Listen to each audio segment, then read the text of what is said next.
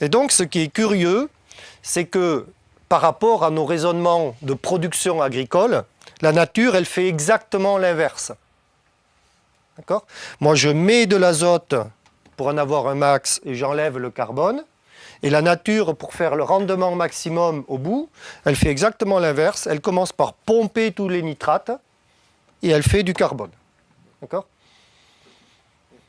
Et ça, ce sont tous les paradoxes qui, en agronomie, en fait, nous ont perturbés énormément pour comprendre le ça pousse tout seul. Alors tu dis, bon, waouh, ça va être chaud, j'ai plus d'azote, ça ne va pas pousser.